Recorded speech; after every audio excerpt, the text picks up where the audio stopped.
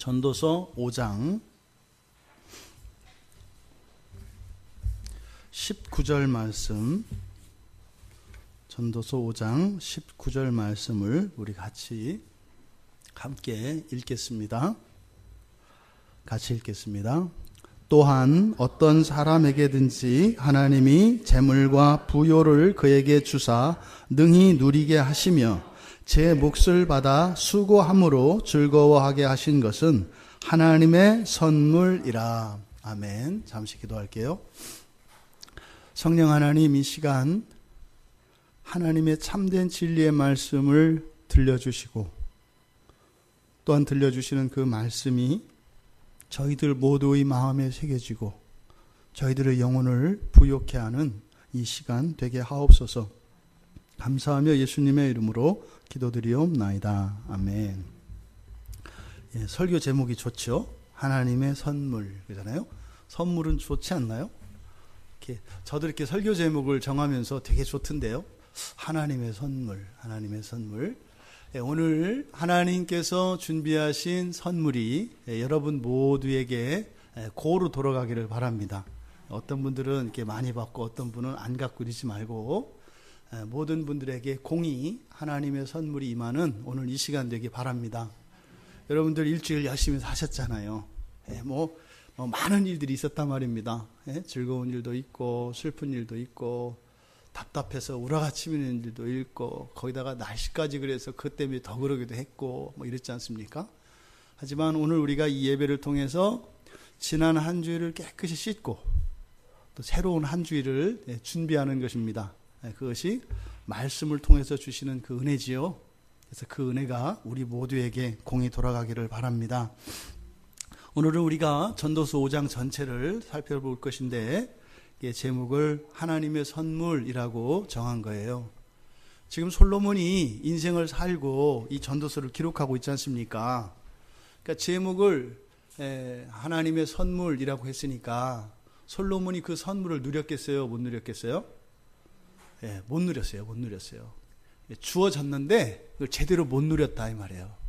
그러니까요, 지금 전도서에 나와 있는 교훈들은 자신이 먼저 한 것을 우리에게 모범으로 이야기하고 있지 않습니다. 내가 이렇게 했는데 너무 좋았어. 그러니까 너희들도 이렇게 해라. 이러는 것이 아니라 하나님이 나에게 이러한 일들을 하셨고 이렇게 하셨는데 나는 그거를 몰랐어. 이 얘기거든요. 그러니까 하나님께서는 솔로몬에게 하나님의 선물을 넘치도록 주셨는데 정작 그 선물을 받았던 솔로몬은 그것을 누리지 못했다는 이야기예요. 그러니까 나로 족하다.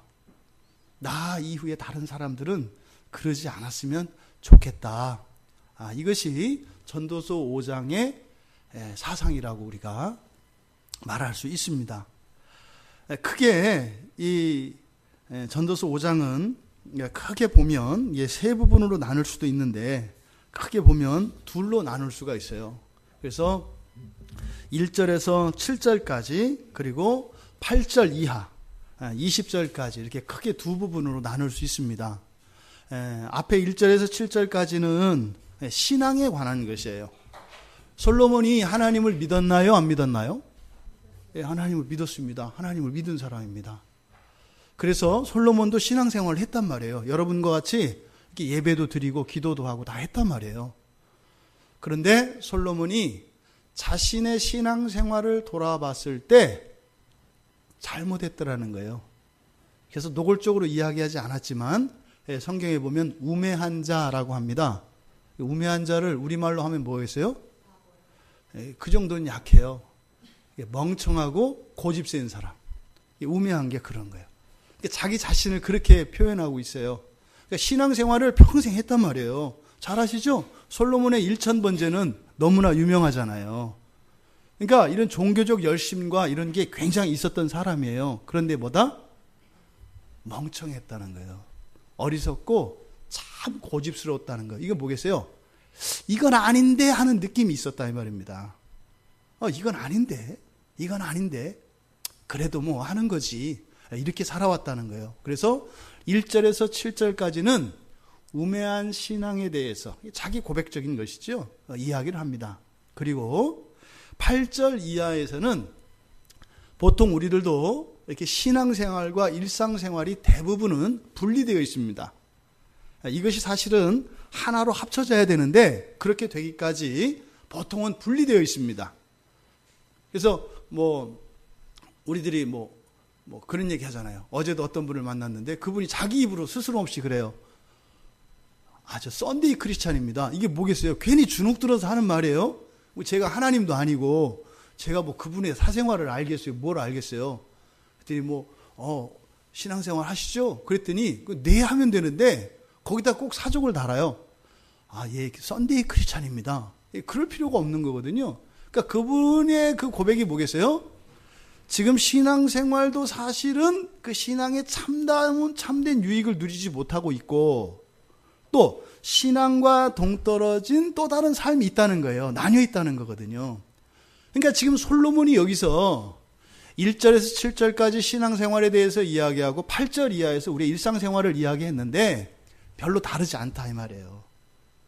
그러니까 지금 이 5장은 무엇을 이야기하는 거겠어요?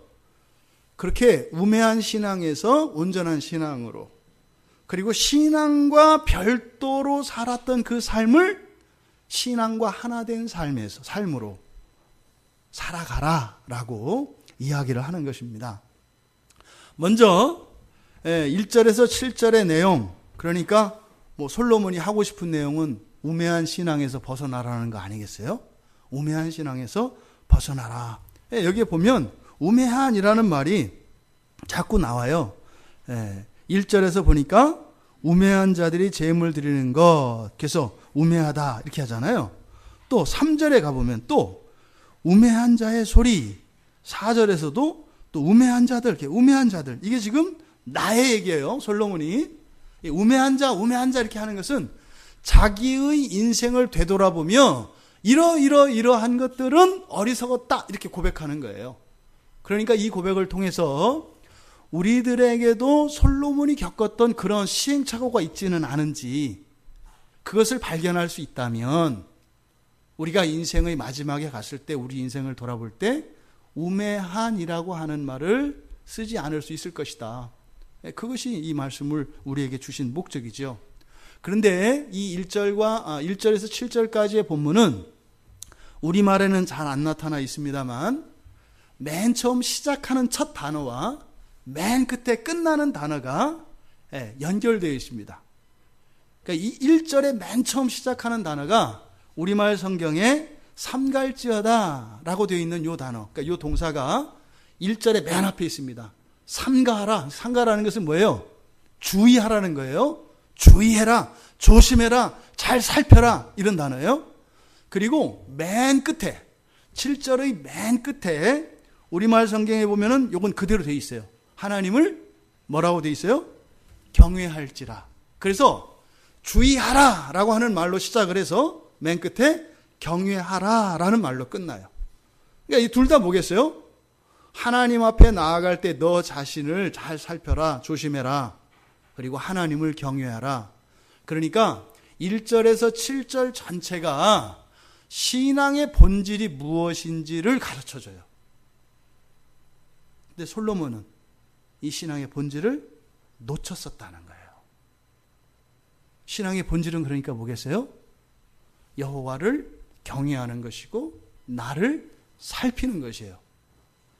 우리들 생각해 보세요, 여러분들. 우리가 예수 믿고 살잖아요. 오늘 지금 이 자리를 한번 생각해 보자고요.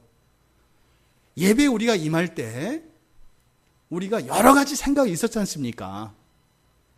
여러분 오늘 아침에 일어나서 교회 올 때까지 그리고 예배당에 들어와서 예배 끝나고 돌아갈 때까지 우리들을 생각해보자 이 말이에요. 정말 하나님 앞에서 나를 살피고 천지를 창조하셨고 나를 무한히 사랑하시고 나를 구원하신 그 하나님의 은혜에 대하여 경외하는 마음으로 한 꽉 찬 사람이 있을까요? 저는 그런 적 없어요. 목사인데도. 저도 사심이 많습니다. 주일 아침이 되면 제가 묵도할 때 이제 거기서 정리를 하잖아요, 우리가. 예배 드릴 때 묵도로 시작하는 것은 이유가 뭐예요? 예배 드릴 수 있는 최종적인 준비를 하는 거예요. 그때 회개도 하고 또 지난 한 주일 동안에 놓쳤던 감사도 하고 반성도 하고, 그래서 우리의 마음을 깨끗이 해서 주님 앞에 나아갈 수 있도록, 그게 이제 묵도를 하는 목적이거든요. 그러니까 이제 저 같은 목사들이 이제 다른 분은 모르겠어요. 이제 저 같은 경우에 마지막에 이제 힘든 게 뭐냐면, 이제 묵도 때 다음 이렇게 이제 묵도 시작하기 전에 이렇게 성도님들이 보이고 안 보이고 하잖아요. 잡념이 막 들어요. 와야 되는데, 같이 예배 드려야 되는데, 같이, 왜? 저는 설교 준비를 어제 했잖아요. 그러니까 그 은혜를 같이 나누고 싶잖아요. 그러니까 여러분들 음식을 해도 맛있는 거 하면 식구들 같이 먹고 싶지 않아요? 오늘만큼은 좀 너무 잘 돼서 오늘만큼은 좀 일찍 와서 다 먹고 싶지 않아요? 그런 거죠. 근데 이게 이제 예배를 방해하기도 한단 말이에요. 이렇게. 그러니까 이제 그때 제가 꼭 했던 묵도 때마다 이제 방해받는 게 그거예요. 그렇게 하다 보면 이제 혼나죠, 제가. 예배 네가 드리냐? 너나 예배 잘 드리세요. 뭐 이렇게 가는 거죠. 그러니까 이 생각이 많아요. 그러니까 지금 이 신앙의 중심은 뭐다? 하나님과 나예요. 그리고요, 나를 살피는 것과 하나님을 살피는 거예요. 근데 하나님은 어떤 분이세요? 영광 받으실 분이세요. 그래서 하나님은 경외하는 거예요. 이 시간만큼은 다른 게 없어져야 돼요. 그냥 이 시간만큼은. 그냥 최소한 이 시간만큼은 우리가 함께 공동체적으로 예배를 드립니다만 하나님과 이렇게 1대1로 데이트하실 수 있는 시간이 되셔야 돼요. 설교자가 설교를 하고 찬양을 부르고 기도할 때 여러분들은 사방 다 없어야 됩니다. 사람들이. 아무도 없어야 됩니다. 그래서 오직 하나님과 여러분만 그렇게 의식하면서 이 예배 안에 있어야 되는 거예요. 이게 신앙의 본질이라는 겁니다. 그래서 삼가하라고 하는 말과 경외하라는 말로 신앙 전체를 이렇게 쌌어요. 근데 자기의 신앙은 어땠는지를 이제 안에서 다 이야기하는 거예요. 그런데 이렇게 얘기하는 거예요. 그런데 내 신앙을 열어보면 그게 이제 그 안에 있는 내용들입니다. 보니까 잘못된 신앙생활이 있었다는 거예요. 그래서 말씀을 듣기보다 제물 드리는 것을 좋아했고, 또 이렇게 하나님 말씀을 듣기보다는 기도할 때 그냥 많은 말을 막 하려고 했고, 급한 마음에 그랬다는 거예요. 이 내용이 이제 그 안에 있는 내용입니다. 그래서 이것을 구체적으로 우리가 살펴보면, 우매자는, 솔로몬이죠.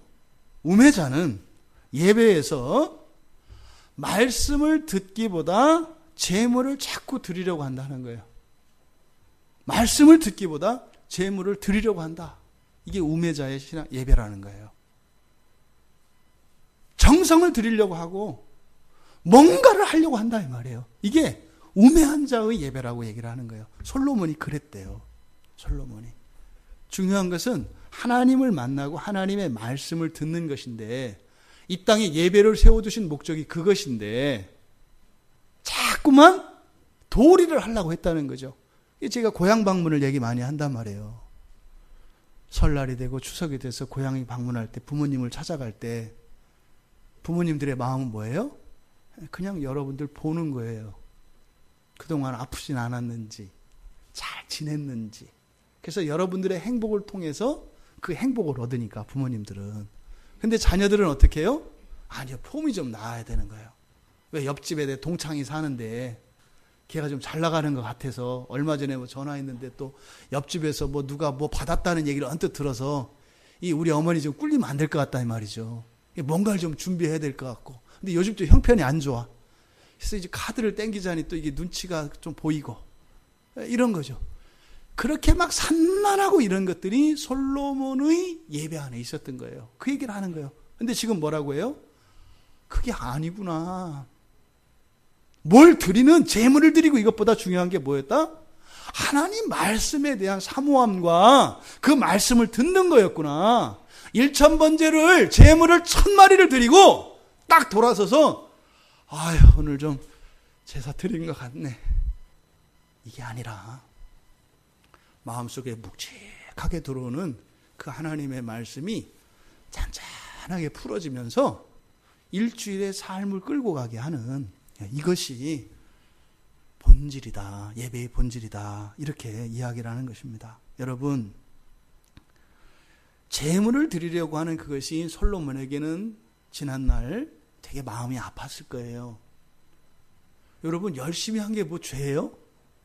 아니잖아요. 열심히 한 거는 덕스러운 거예요. 좋은 거예요. 근데 왜 솔로몬이 이렇게 후회하고 이렇게 가슴 아파했을까요? 그 제물이 의미하는 바예요. 하나님 앞에 말씀을 듣기보다 제물 드리는 것에 더 마음을 주고 이렇게 하는 것은 마치 하나님을 달래거나 하나님에게 뇌물을 줘서 내가 원하는 것을 얻고자 하는 것이 동기가 되기 때문이에요. 동기는 선했어요. 하나님한테 잘하고 싶었고 더 하고 싶었단 말이에요. 근데 돌이켜보니까 뭐예요? 하나님을 그렇게 대했더라 이 말이에요. 왜요? 하나님은 그렇게 하지 않아도 주셔요. 하나님이 우리에게 선물을 주시고 선을 주시고 은혜를 베푸시는 것은 우리에게 이유가 있는 것이 아니라 하나님은 사랑이셔서 하나님은 우리의 부모님 되시기 때문에 자식된 우리에게 그냥 주시는 거예요. 그런데 있잖아요. 하나님이 뭘 주실 때마다 솔로몬은 생각한 거예요. 내가 받을만 했다고. 이번 주만큼은 받을만 했다고. 이 생각을 한 거예요. 그러니까요. 그 하나님의 사랑을 얼마나 더럽힌 거예요. 여러분 생각해 보세요. 여러분이 누군가를 사랑하는데 나는 정말 사랑한단 말이에요. 그죠? 근데 어느 날 딱 알고 보니까 그 사람이 나한테 이러이러한 것을 해주기 때문에 이러이러한 행동을 했다고 생각을 해. 가슴 아픈 거예요.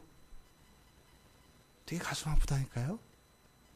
아무 조건 없이 순수한 사랑으로 호의를 베풀었는데 그것이 무엇에 대한 보상 행위인 것처럼 생각했을 때 되게 가슴 아픈 거예요. 하나님을 그렇게 생각했다는 거죠. 그래서 이 제물 드렸던 것이 하나님을 마치 이방신과 같이 귀신들과 같이 우리들에게 뭔가를 뜯어내기 위해서 이 보상을 약속을 해서 헌신을 끌어내고 하게 하려고 하는 그 하나님으로 바꿔버린 거예요. 자기의 본심과 다르게. 우리에게 가장 우선시해야 되는 행동은 하나님 말씀을 듣는 것입니다. 하나님 말씀을 듣는 거예요. 왜요? 우리는 절대적으로요. 하나님의 은혜가 필요한 사람들이거든요. 정신도 제정신 아니고요. 몸도 제 몸 아니고요. 뭐 하나 제대로 된 게 없어요. 여러분 뭐 어디 자신 있는 거 얘기해 보세요. 제대로 된 거 하나도 없어요. 사실은 그냥 제대로 된 척하는 것 뿐이죠. 그러니까 우리가 하나님 앞에 나왔을 때는요. 그걸 인정하는 거예요. 그리고요. 하나님은 그것을 온전케 해주시려고 하는 것이거든요. 예배에 대한 우매한 자신의 태도에 대해서 반성을 하고 있습니다. 그것은 우리들에게 또한 동일하게 주시는 것이에요. 두 번째로 우매한 자는 기도에서 또 실수를 한다는 거예요. 기도를 할 때. 여기서 지금 성경에서 2절부터 말하는 거에 대해서 나오잖아요. 하나님 앞에서 말한다는 게 뭐겠어요? 기도하는 거예요. 기도. 하나님 앞에서 말한다. 이게 기도를 말하는 거예요. 기도. 그러니까 솔로몬의 기도 생활에 대해서 지금 돌아보는 거예요. 어떻게 했다는 거예요? 함부로 입을 열었다는 거예요. 함부로 말을 했다는 거예요. 그리고요. 급한 마음을 했다는 거예요. 그러니까 이건 뭐겠어요? 기도의 중심이 누구에게 있었어요? 나에게 있어요. 나에게. 급한 김에 그냥 뱉어버리고 그리고 내가 지금 기도하는 그분이 어떤 분인지 생각하지 않고 쓸 말, 쓰지 말아야 할 말 생각하지 않고 그냥 말을 막 뱉었다는 거예요. 기도 생활에 대해서 지금 이야기하고 있어요. 예수님께서도 이런 중언부언하는 기도 그리고 외식적인 기도를 금하셨죠. 중언부언은 한 말 또 하고 한 말 또 하고 막 이렇게 하는 거예요. 외식적인 거는요. 사실은 필요하지도 않아. 근데 뭐예요? 폼 나니까 하는 거예요. 그냥. 이 정도는 해줘야 나에게 좀 맞지 않나? 이런 걸 말하는 거예요. 그래서 하나님 앞에 말하는, 즉 하나님 백성으로서 이 기도의 유익을 다 누리지 못한 거예요. 잘못했던 거예요. 그러면서 뭐라고 이야기를 해요? 그럴 게 아니라, 그렇게 말할 것이 아니라 뭐 했어야 된다? 말을 내지 마라. 끝에서 말을 적게 하라. 이렇게 이야기를 합니다.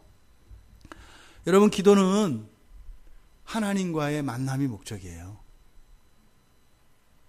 여러분 생각해 보세요. 연애하는 사람이 만나는 것 이외에 다른 목적을 가지고 만난다면 그 만남이 얼마나 안타깝고 마음이 아파요. 서로 사랑하고 연애하는데 만나면서 다른 목적을 가지고 나온다고 생각을 해보세요. 비극도 그런 비극 없어요. 사랑이 목적이 될 때 이 세상의 기쁨은 다 사라지는 겁니다. 사랑마저도 그렇게 어떠한 목적에 의해서 움직여질 때 인생은 비참해지는 겁니다, 여러분. 기도의 자리가 그런 거예요. 하나님과 만나는 그 기도의 자리는 하나님의 만남인데 다른 게 있으면 안 되죠. 처음에는 우리가 기도할 때 보통은 현재의 필요 때문에, 나의 필요 때문에 가요. 일반적으로 그래요. 그러잖아요. 맨 처음에 생면부재 두 사람이 만났을 때 뭐요? 뭐 좋은 사람을 만나고 싶어서 나오지 않아요? 목적이 있다 이 말이에요. 처음에는 어떤 나의 현재적인 필요. 우리가 하나님 앞에 갈 때도 마찬가지예요. 이러한 어려움이 있어요.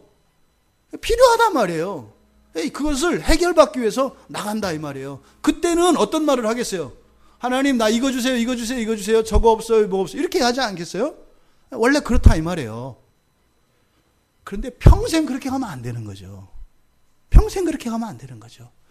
나이 10살, 20살, 30살, 40살, 50, 60, 70 먹어서까지 뭐 하나님 이번에 초코우유가 다시 나왔대요. 이제는 초코우유로 바꿔주세요. 요즘에는 바나나가 대세래요. 바나나로 바꿔주세요. 이거를 여러분 생각해 보세요. 100발이 될 때까지 그렇게 하나님 앞에서 나간다고 할 때 이거는 솔로몬이 그랬다는 거예요.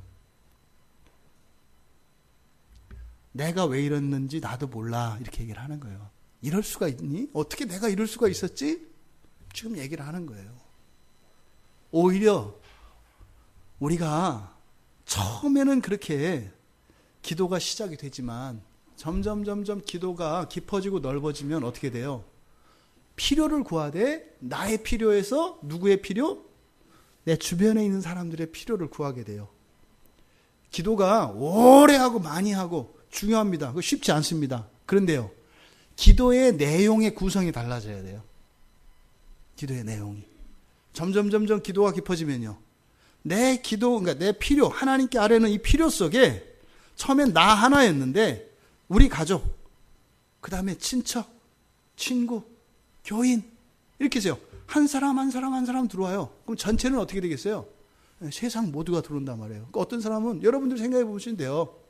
여러분들이 기도를 하실 때 기도의 시간, 또 기도의 습관, 그리고 기도의 내용을 여러분들이 점검을 해보세요. 기도의 제목이 무엇이 있는가?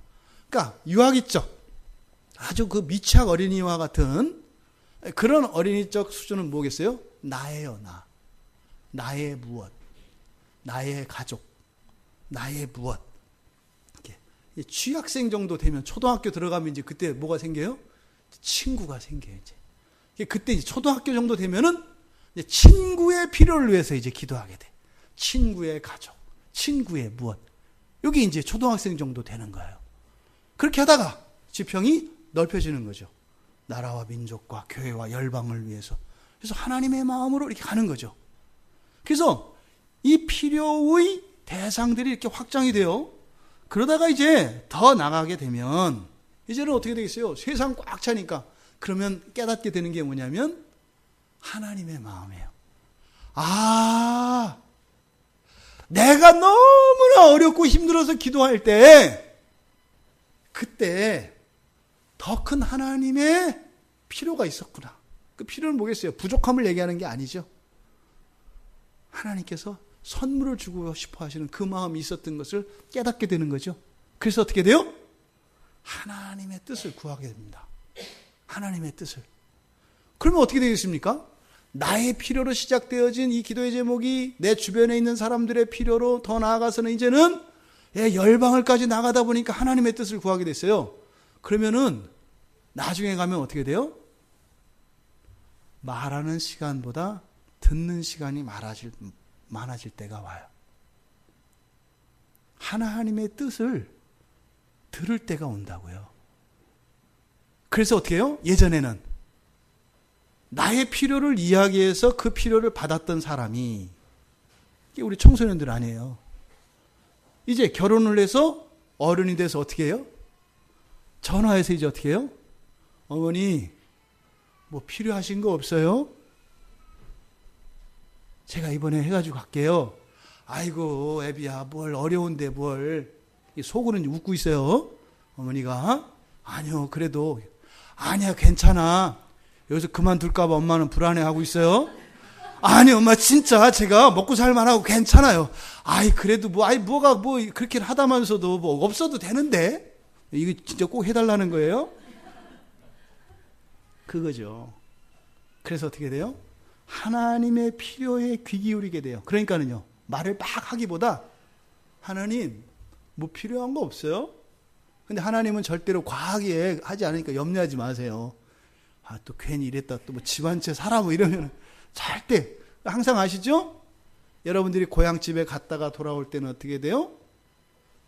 지출보다 수입이 많다는 거. 항상, 그건 항상 남게 돼 있어요. 또 그걸 또 보고 또 계산으로 하지 말고. 이런 제가 싫어요. 이런 얘기 할 때마다 혹시라도 여러분 중에 누가 또 이렇게 머리를 굴릴까봐 그걸 계산에 넣고 하지 마라, 이 얘기를 해야 되는 제가 싫어요.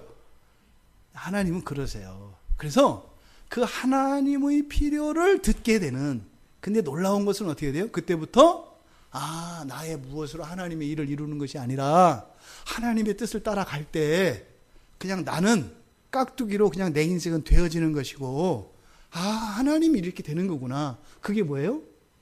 내 인생이 아니라 하나님 인생 사는 거예요. 그게 이 기도에 이런 놀라운 신비가 있다, 이 말입니다. 그것을 놓쳤다는 거예요. 솔로몬은 못 누렸지만 그 일이 평생에 돼요. 그냥 그렇게 되게 돼 있어요, 원래. 그런데 이제서 그것을 깨닫게 됐다는 거예요. 이제서. 이 기도에 대한 후회를 말하고 있는 거죠. 그래서요, 말을 적게 하라는 것은 어때요? 여러분, 이거를 기도 방법으로 이해하시면 안 돼요. 오늘부터는 그럼 말하지 말, 그럼 자요. 기도 방법 그렇게 되는 게 아니에요. 이게 말 한껏 들을 수 있는 거는 쉬게. 그러다가 진짜로 그냥 금세 잠들어 버려요. 한 말도 없고 들은 말도 없어. 말을 안 했다는 게 들으라고 얘기를 하는 거지, 말하지 말라는 게 아니에요. 말해야 될 때는 어떻게 돼요? 말을 하세요. 아니, 필요한 게 잔뜩 있는데, 아니야, 목사님이 참고 이렇게 있으면 다 된다 그랬으니까 한몫에 잡아야지. 이러다가 전혀 뜻하는 일이 안 이루어져요. 저한테 책임도 돌리지 마세요. 말하지 말라 그래가지고 안 했더니 괜히 기도하다 맨날 잠만 자고 왔잖아. 제 잘못이 아니에요.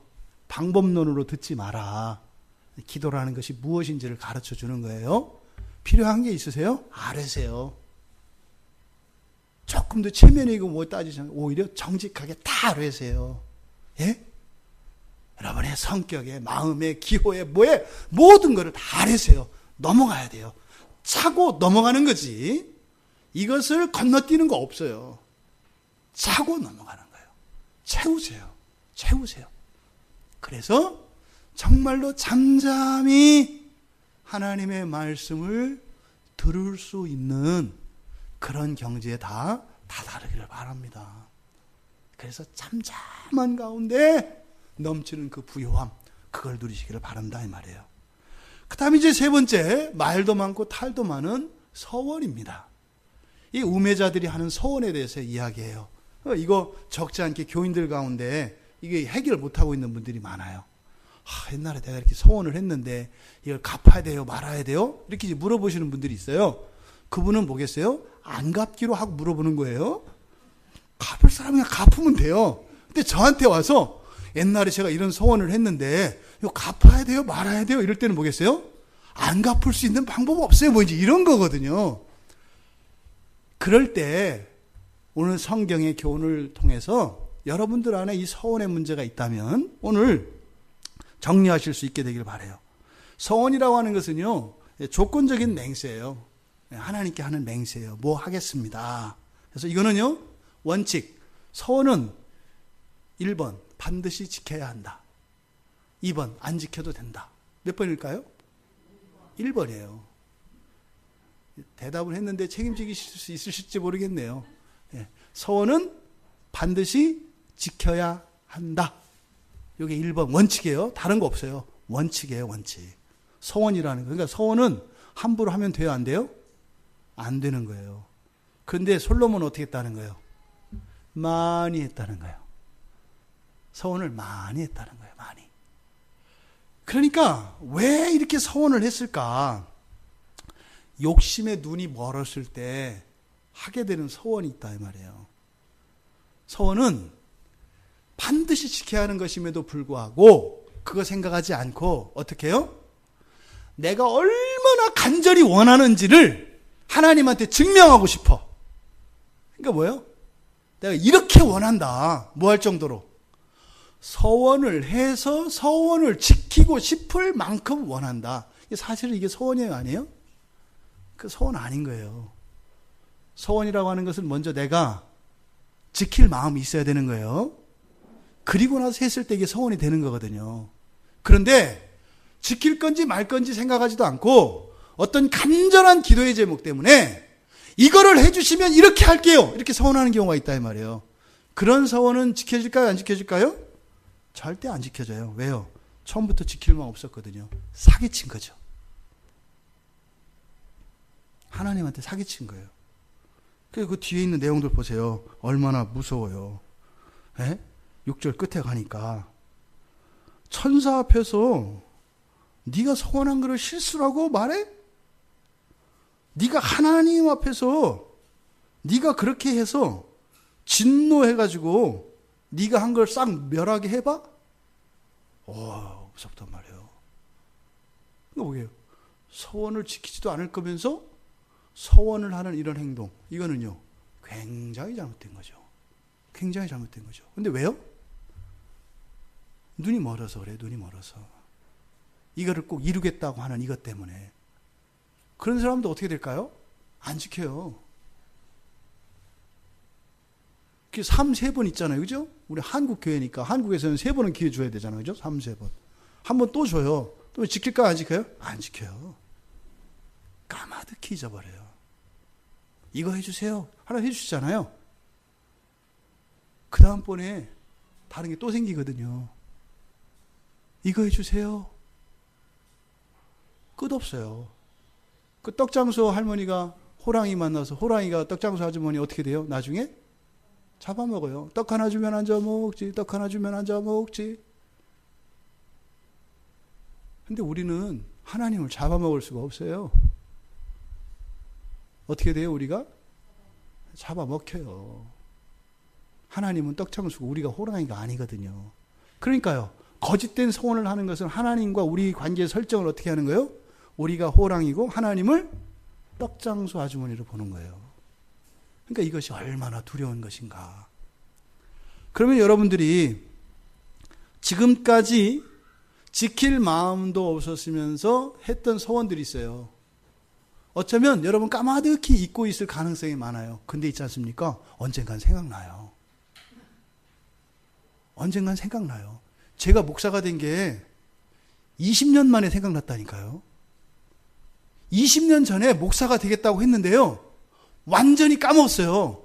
근데 20년이 지났는데요. 어느 날 금요일 밤에 금요일 철야 예배 때 기도하는데 갑자기 야, 너 근데 그때 서원했잖아. 이게 생각이 나더라니까요.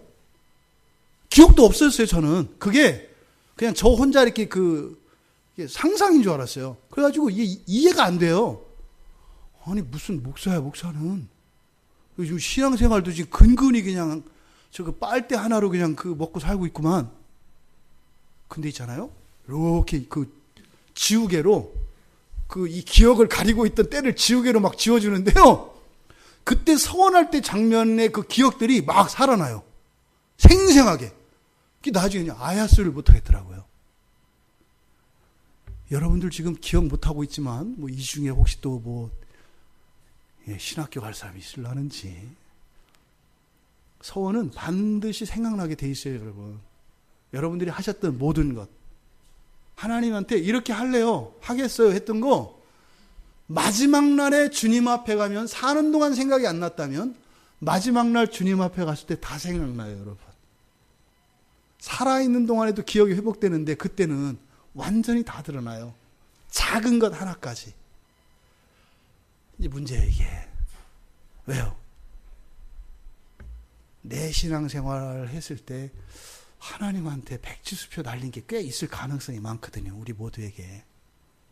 이거 하나 없는 게 어디 있어요? 예? 막 급할 때 뭐 있잖아요. 아이고 하나님 할 때 그때 순간적으로 기억 못할 정도로 소원이 일어나요. 아이고 하나님 이것만 해주면 내가 교회 가겠네. 그리고 교회 안 가지고 많단 말이에요. 많아요. 이 소원의 문제를 어떻게 되겠어요? 해결하셔야 돼요. 지금까지 여러분들이 서원하셨지만 문제는 하고 싶어도 기억을 못해.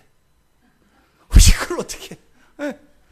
뭐 기억이 나야지. 근데 하든지 말든지 할 텐데 기억이 안 나.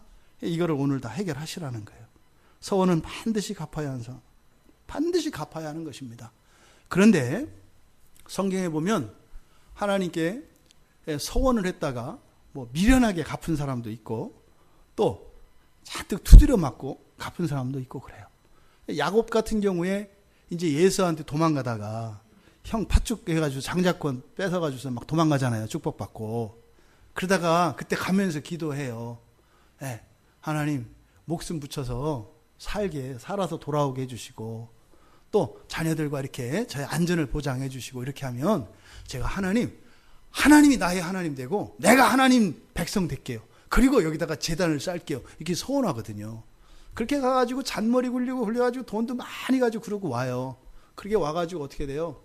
끔찍한 죄악들을 막 저지르고요. 예? 딸로 인해서. 그리고 나서야 비로소 정신이 번쩍 들고 그 서원을 갚아요. 그게 이제 창세기 28장과 35장 사이에 있는 내용입니다. 그러니까 하나님 어떻게 보면 서원이라고 하는 관점에서 서원하고 서원을 갚는 데까지 그렇게 많은 일들이 일어나요. 이거는 잘된 경우예요. 온전한 서원이었기 때문에. 잘못된 경우 있어요. 입다죠. 입다라고 하는 사사가 전쟁 나갔다 이기면 처음 나오는 사람을 제물로 드릴게요. 미친놈이죠. 하나님한테 인신제사를 드리겠다는 게 미친놈이죠. 거기다가 자기 사랑하는 딸이 왔어요. 그 사실은 뭐겠어요? 하나님이 네가 할 수 있어? 하면 바보지. 이렇게 한 거거든요. 그때 어떻게 돼요? 나는 한다면 해! 이렇게 우선 딸을 갖다가 인신제사를 드려요. 이런 미친놈이 있어요. 가끔 요새 성도들도 미친 사람도 있어요. 뭐 이렇게 하다가 하나님 제 집을 전재산을 다 드리겠습니다. 미친 사람이죠. 전재산 드리고 어떡하려고. 그 미친 사람이죠. 아니야 오늘 마음에 왔어. 이게 막 하나님이. 저도 옛날에 좀 미쳤던 적이 있어요. 완전히 안 미치길 다행이지. 그 부담이 막 오는 거예요. 이게 이 은혜가. 그래가지고 어떻게 해요? 막 깡통 차고라도 살아야 되겠는 거예요. 근데 이게 아무래도 아니야, 이거. 이게 처자식 어떻게 하고. 이거 나는 서운하겠지만 애들하고 집 식구들은 이거 알거지가 되는데. 그런 건 서원이 아니었던 거예요. 사실은 뭐겠어요? 입다가 자기 딸을 이렇게 드린 게 믿음이 좋거나 이렇게 하나님께 소원을 갚은 게 아니에요. 죄를 진 거예요. 죄를 진 거. 처음부터 갚을 생각했다면 그러니까 그런 소원을 하면 됐어요? 안 됐어요? 안 되는 거예요. 왜 한 거예요? 함부로 한 거예요.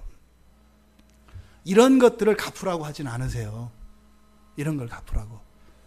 민수기 30장에 보면은 그래서 이렇게 하나님께 할게요 라고 했다고 그래서 이게 모든 게 소원이 아니에요. 이 땅에 권위자를 두세요. 그래서 이제 결혼하지 않은 딸들의 경우 또 아내들의 경우 남편들에게 권위자로 세우셔서 그것이 그 권위자로 하여금 인정을 받고 확증되었을 때 서원이라고 해요. 그래서 아니다. 이거는 서원이 아니다. 이렇게 하면 하나님께 한 서원이 아니라 그냥 헛소리 한 게 돼요. 헛소리 한 거니까 갚을 필요 있어요? 없어요? 없어요. 헛소리 했으니까 어떻게 되겠어요? 하나님께 회개해야죠. 그래서 온전하지 못한 서원, 보겠어요. 갚을 마음 없이, 갚을 능력도 없이 한 이런 서원들에 대해서 진정한 서원이 아닌 것이죠. 그런 것들을 갚을 수 있도록 하는 성경의 교훈들이 있어요. 그래서 그 서원을 갚는 방법, 첫째로는 회개하는 거예요. 회개. 인정하는 거예요. 하나님 잘못했어요. 그런데 그 회개할 때 하나님께 번제물을 드리라고 해요. 시편 66편 13절에 보면 번제물로 서원을 갚아라. 번제물로. 또 시편 56편 12절에서도 제사로 번제물을 갚아라. 이렇게 이야기해요. 그러니까 온전하지 못했던 그 서원에 대해서, 그것은 서원이 아니라 하나님 헛소리였어요. 어떻게 해요? 이거를 회개하고 그것을 번제물로 하나님께 갚으라고 해요.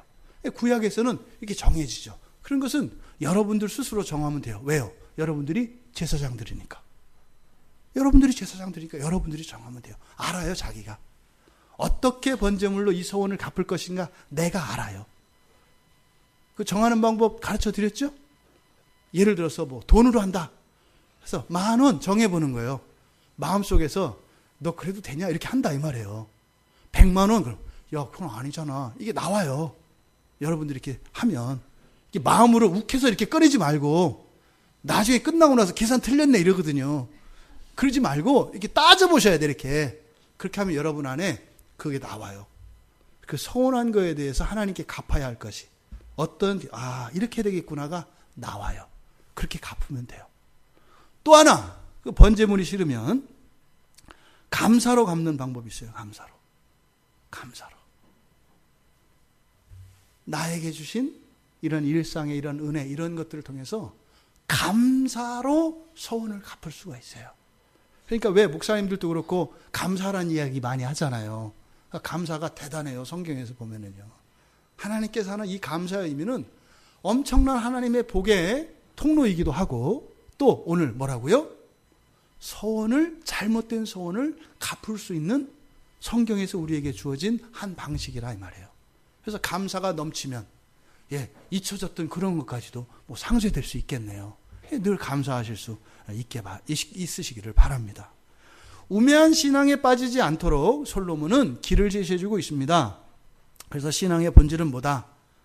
주의하고 경외하는 것이다. 나를 주의하고 나를 살피고 하나님을 경외하는 것이다. 그 사이에 있는 이런 잘못되어진 예배, 기도, 서원에 있었던 이런 시행착오들과 잘못된 것들에 대한 되게 망신스러운 거예요, 여러분. 왕이잖아요. 왕이 자기가 허물을 말하는 게 쉽지 않다니까요. 왜 이랬겠어요? 회복이 됐기 때문에. 또 여러분들을 위해서. 그래서 참된 그 신앙의 유익을 누리실 수 있는 여러분들 되시기 바랍니다. 그래서 하나님 앞에 나가실 때요. 자만심이나 자신감을 버리셔야 돼요. 저 은혜 안 주셔도 돼요. 먹고 살만해요. 그냥 제가 하는 데까지 해볼 테니까 아직은 뭐 괜찮아요. 저 사람들 저기 좀 많이 어려우니까 저쪽 도와주시고 뭐 저까지 뭐 하나님한테 이렇게 불편을 끼쳐드리고 싶지 않으니까 저는 그냥 예배나 드리고 할 테니까 저기 저 사람들 누구 좀 도와주세요. 참을만 해요. 괜찮아요. 뭐 지금은 그럴만 하거든요. 이런 거 버리라는 거예요. 이런 걸 버리라는 거예요. 상한 심령으로 가난한 마음으로 하나님 앞에 나오세요. 다른 사람하고 비교하지 마세요. 여러분들이 다른 사람보다 형편이 좀 낫다 그래서 그러지 마세요. 정직하게 여러분에 있는 그 마음을 아뢰시면 돼요. 그래서 이런 자족하는 마음도 버려야 되고 자만심이나 이런 자신감도 버려야 합니다. 그리고 하나님 이외의 다른 모든 요소들은 이런 생각조차도 우상의 잔재들이라고 하는 것을 잊지 마세요. 하나님 한 분만 바라고 여러분의 처지만 생각하고 하나님께 나아가라는 거예요. 이게 지금 우매한 신앙에서 벗어나 바른 신앙으로 나아가라고 하는 솔로몬의 교훈입니다. 두 번째로 8절 이하에서는 내용은 깁니다만 실제로 내용은 좀 더 간단합니다. 바른 생활이죠. 바른 생활. 그러니까 우매한 자들의 이 생활. 이게 놀라운 것은 여러분 8절부터 17절 사이에 어떤 비밀이 하나 숨겨 있어요. 의도적으로. 여기 지금 뭐가 빠져 있어요. 8절에서부터 17절까지 한번 찾아보세요. 뭐가 빠져 있는지.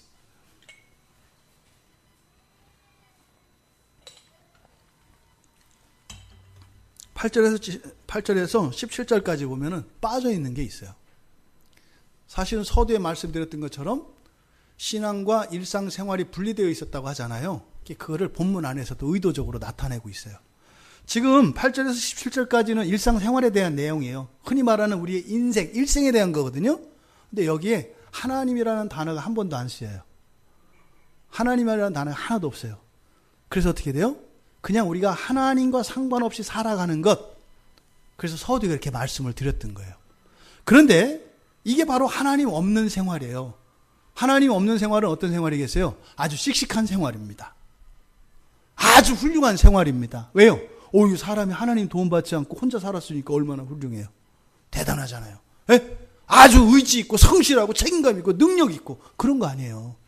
인간적으로 보면은 굉장히 존경받을 만한 거라고요. 근데 문제는 하나님 없었다는 거예요. 솔로몬의 인생 사람들이 많이 부러워하잖아요. 높이잖아요. 그런데 뭐라고요? 하나님 없었다는 거예요. 하나님 없었다는 거예요. 그러니까 끝에 가서 얘기하지 않습니까? 그런 모든 것들이 어떻게 해요? 근심과 질병과 분노로 가득 차 있더라 이렇게 얘기하는 거예요. 여러분 세상 사람들에게 부러움받는 사람들 그 마음 다 드러내놓으면 어떻게 돼요? 와, 내가 이런 줄 알았으면 나 이렇게 안 해. 바꿀 사람 아무도 없어요. 여러분들이 부러워하는 사람들 있잖아요. 우와, 저 사람 좋겠다. 그 사람의 모든 것을 다 알고 나면 내가 더 낫다는 걸 알게 돼요. 그런 거죠. 하나님 없는 삶이 그렇다는 겁니다. 그런데 8절에 보니까 너는 어느 지방에 있어든지 빈민을 학대하는 것과 정의와 공의를 짓밟는 것을 볼지라도 이게 여러분들의 인생의 시작입니다. 요 8절이. 하나님 없는 생활의 시작이 8절이에요. 뭐예요? 빈민을 학대하는 것과 정의와 공의를 짓밟는 것을 보는 거예요. 이게 뭐예요? 세상을 이렇게 본다 이 말이에요. 앞에서도 얘기했죠? 이 세상의 실체는 뭐라고요? 학대받는 거라고요. 그런데 이 세상을 보았을 때 여기서 어떤 일이 일어나요? 뒤에 보니까 이상히 여기지 말라는 거예요. 근데 보통 사람들은 어떻게 생각해요? 여러분들 지나가다가 그렇게 불의한 일을 보면 여러분들 마음속에 어때요? 정의심이 오르잖아요. 그러지 않아요? 최소한 행동을 하고 안 하고를 떠나서 이건 아닌데 이러지 않아요? 또 지나가다가 거지를 봐요. 동냥하고 있는 사람을 봐요. 그 사람을 볼 때 여러분들 어떤 생각이 들어요? 와, 아름답다, 훌륭하다, 행복하겠다 이런 생각이 들어요? 아휴, 정신 똑바로 차려야지. 뭐 이런 생각 든다 이 말이에요. 그러니까 여기서 지금 이야기하는 빈민이 학대당하고 정의와 공의가 짓밟히는 이런 것을 보더라도 이상하게 생각하지 마라. 솔로몬은 뭐 했다는 거예요? 이상하게 생각했다는 거예요. 그럼 여러분 생각해 보세요. 이렇게 불의가 판치면 어떤 생각이 들어요? 세상을 바로잡아야지 이런 생각 들지 않아요? 또 가난한 사람들이 학대받는 걸 보면 어떻게 돼요? 도와줘야 되겠지라는 마음도 들겠지만 나는 저렇게 되지 말아야 되지 이런 생각 안 들어요? 돈이 없어서 뭐 치료 못 받고 길거리에서 죽었다는 얘기 들으면 어떻게 돼요? 야, 이거 허리띠 바짝 조이고 열심히 일해야 되겠다. 야, 이거 돈 없으면 장난이 아니야. 이렇게 되지 않아요? 그래서 사람들은 이러한 불의가 판치고 가난한 자들이 학대받는 이 상황을 보면 두 가지 반응이 일어나요. 하나는 대외적으로는 바로잡아야 되겠다라고 하는 거룩한 정의심 같은 게 나와요. 예? 바로잡아야 되겠다. 그래서 어떻게 해요? 바로잡으려면 뭐가 필요해요? 권력이 필요하고 돈이 필요해요. 권력과 부를 추구하게 돼 있어요. 왜요? 세상 바로잡으려고. 보세요. 어느 나라 대통령 치고 그 나라 국민들 잘 살게 하기 위해서 대통령 되지 않은 사람이 있나? 다 그랬어요. 이게 잘못됐고 저게 잘못됐고 저게 잘못돼서 그거를 고치려고 정치가가 되고 대통령이 돼요. 그런데 되고 나면 어떻게 돼요? 그 사람 보면서 다른 누군가가 저 사람 때문에 내가 대통령 돼야 되겠다라고 하는 그런 사람이 또 돼요. 그래서 성경에서 뭐라 그래요? 뒤에 보니까 높은 자는 더 높은 자가 감찰하고 또 그들보다 더 높은 자도 있다. 권력을 잡았다 그래서 그렇게 바꿀 수 있어요, 없어요? 없어요. 나는 이거 하면 될 줄 알았더니 내 뜻대로 되는 게 아니네. 나보다 더 힘 있는 게 있네. 이렇게 한다 이 말이에요. 그래서 결국은 처음에 정의를 바로 세우겠다라고 하는 그 뜻은 펼친다, 못 펼친다? 못 펼치고 핑계만 낸다 이 말이에요. 또 하나, 그럼 절대 권위자, 절대 권력을 가지신 것은 누구겠어요? 하나님이시죠. 결국에 누가 하실 일이에요? 하나님이 하실 일이에요. 근데 그것을 마치 내가 할 수 있는 것이냐 한다 이 말이에요. 여러분, 세상만이 아니라 이것이 나에게도 적용돼요. 여러분 왜 열심히 일하세요? 여러분 자녀들 왜 열심히 공부시키고 좋은 학교, 좋은 직장, 좋은 배우자 왜 그래요? 이런 불의를 봤기 때문에 그래요. 어려운 환경 속에 취하면 아주 힘들어지는 걸 봤기 때문에 어떻게 해요? 정의가 실현되는, 상식이 통하는, 최소한 인간적인 삶을 누릴 수 있는 그것을 살기 위해서 하지 않아요? 이게 개인적으로 적용하면 그렇게 되는 거예요. 여러분들이 왜 공부하고 왜 돈을 벌어요? 똑같은 거예요. 세상의 실체가 이렇기 때문에 여러분들이 뭐 하겠다?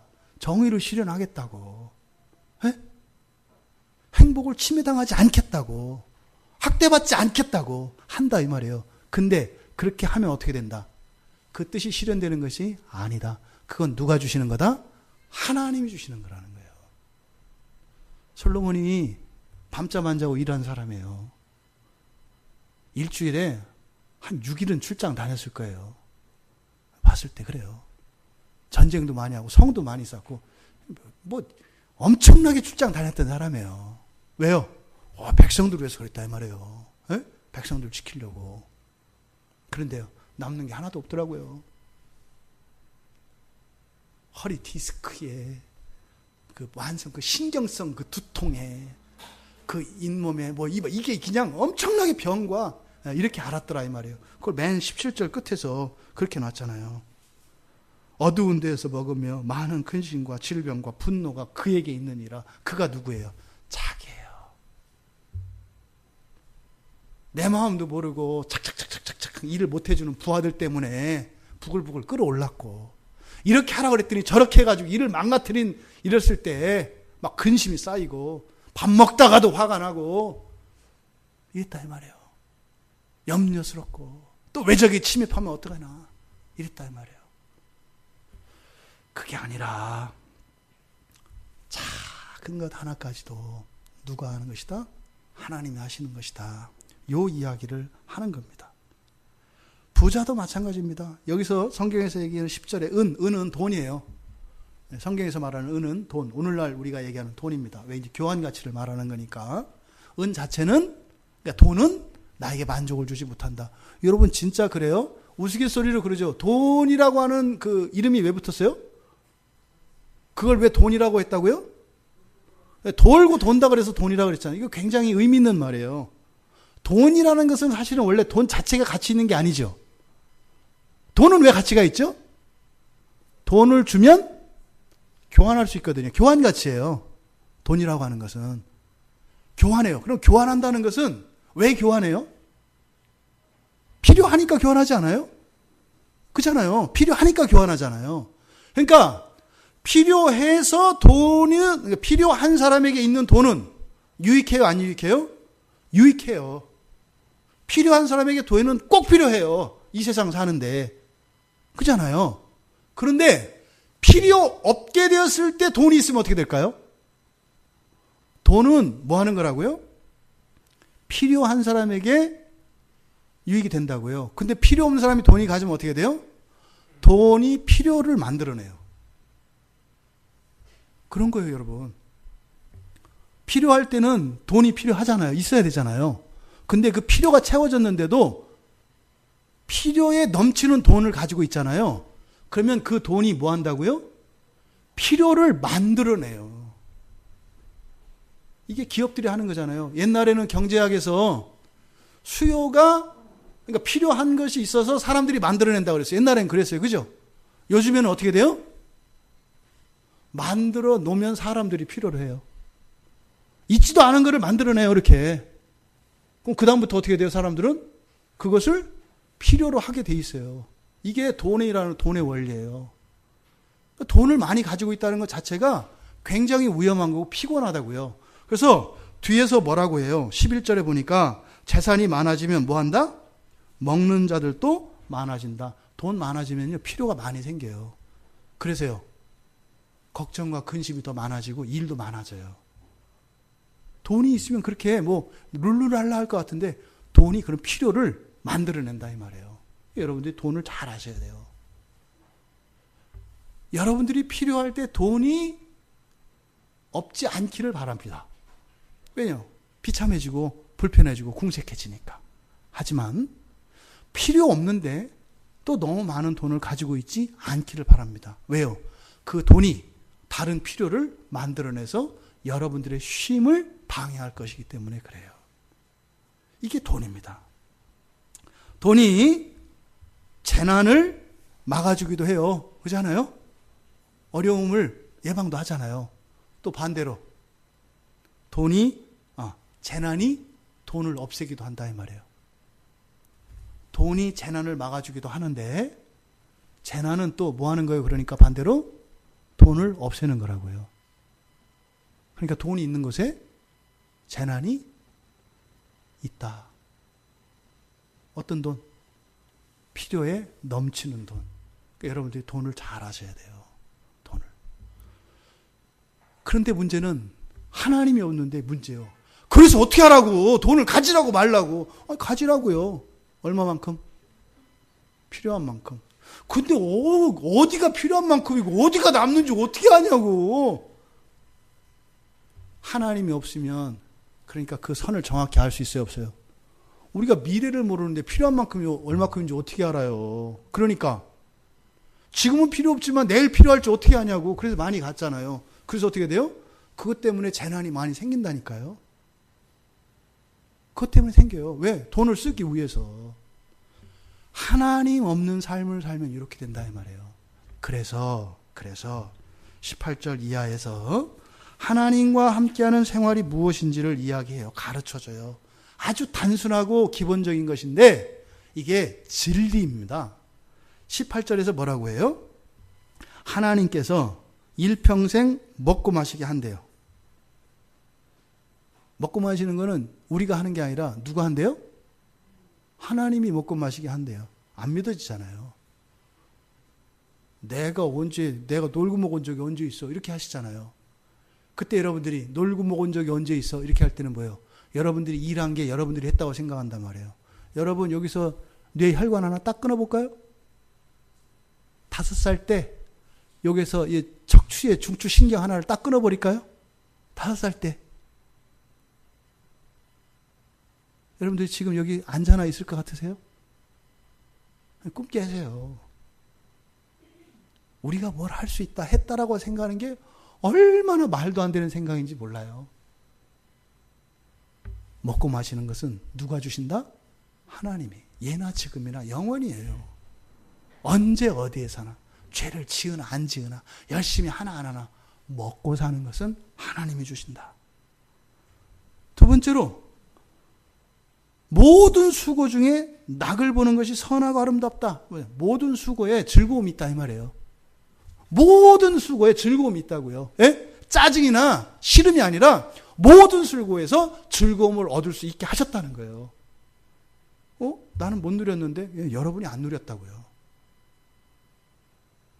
하나님이 주신 걸 여러분들이 원하는 게 아니라 딴 거 달라는 거예요. 우리 자녀들은 엄마가 밥 차려주면 어떻게 해야 돼요? 감사히 맛있게 잘 먹으면 돼요. 딴 거 줘 이러면 안 되는 거예요. 그게 뭐예요? 하나님 없는 생활이라고. 엄마가 차려주면 그냥 감사합니다. 너무 맛있습니다. 엄마는 이 세상 최고의 요리사입니다. 그렇게 먹는 거예요. 그 즐거움이 있다 이 말이에요. 그런데 그거를 모르는 거죠. 내가 원하는 것. 그러니까 하나님 어떻게 부리려고 한다고 머슴 삼는 거예요. 하나님을 요거 주고 요거 주고 요거 주고 이렇게 하라. 예? 오늘은 좀 비 오니까 뭐 좀 걸쭉한 걸로. 뭐 오늘은 뭐 하니까 뭐 이게 지시를 한단 말이죠. 먹고 마시는 것 하나님이 하십니다. 여러분들이 하는 모든 수고에는 즐거움이 다 있습니다. 모든 수고에. 그 즐거움이 없으니까 힘들잖아요. 지친단 말이에요. 세 번째로 모든 사람에게 19절에서 재물과 부요를 그에게 준대요. 그러니까 이게 모든 사람에게 주는 재물과 부요는 똑같은 거겠어요? 아니겠어요? 달라요. 그죠? 각자의 다르다 이 말이에요. 그런데 이 재물과 부요를 주시는 목적이 뒤에 나와요. 뭐예요? 누리시게 하고 누리게 하시고 즐겁게 하시는 거예요. 여러분들이 하나님이 주셨는데 그걸 못 누리고 즐거워하지 않아요.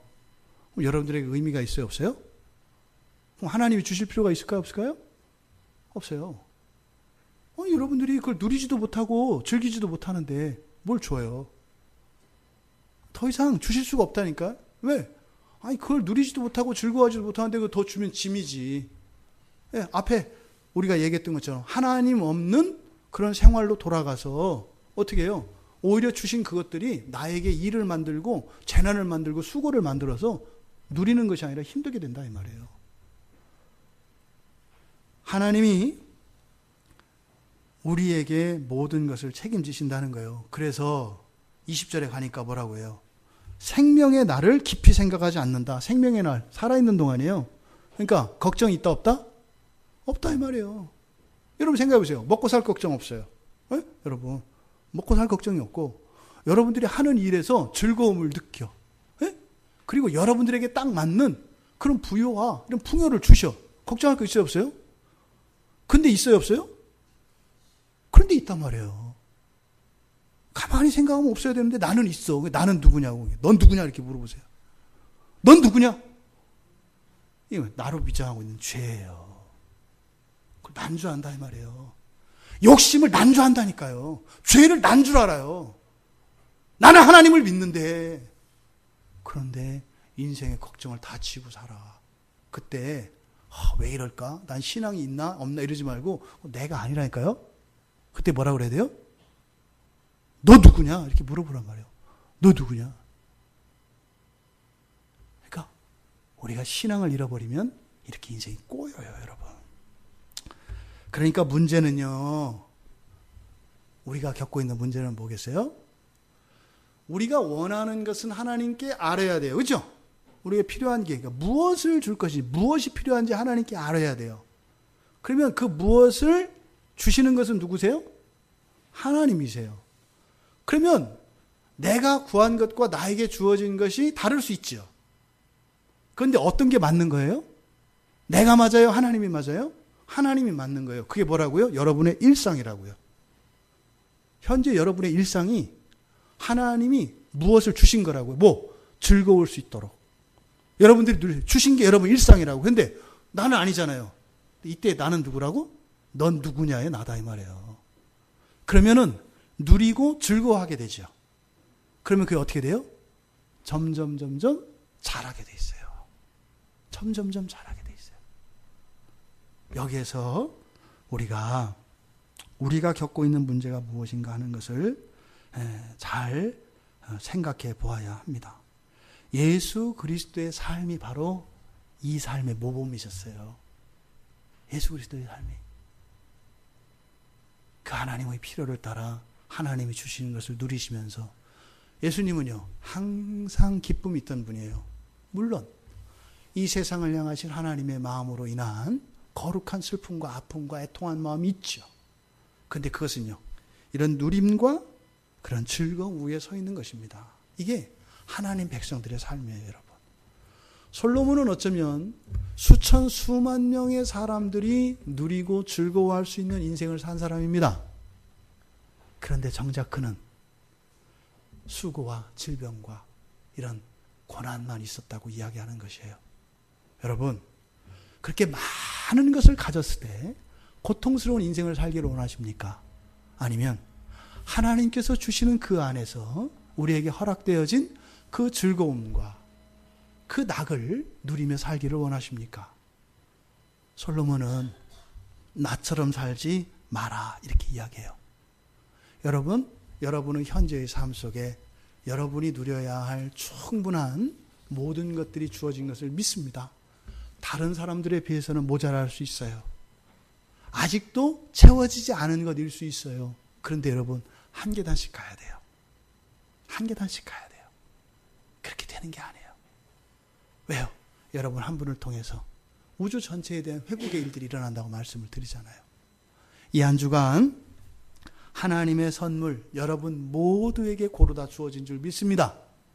그동안 못 느꼈다면 오늘 말씀을 통하여 여러분 삶 속에 있는 하나님의 선물로 주어진 그 보물과 같은 것을 발견해서 이 한 주일이 정말 하나님과 동행하며 그렇게 즐겁고 기쁜 한 주가 되기를 바랍니다.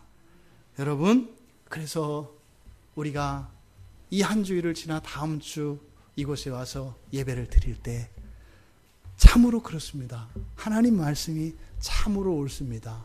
이렇게 고백하며 한 주 한 주의 삶이 더욱 부요로워지는, 그래서 마르지 않는 넘쳐나는 확장되어져 가는 그 하나님의 은혜와 사랑을 우리 함께 나눌 수 있는, 그래서 하나님을 마음껏 찬양할 수 있는 한 주일이 되기를 주님의 이름으로 축원합니다.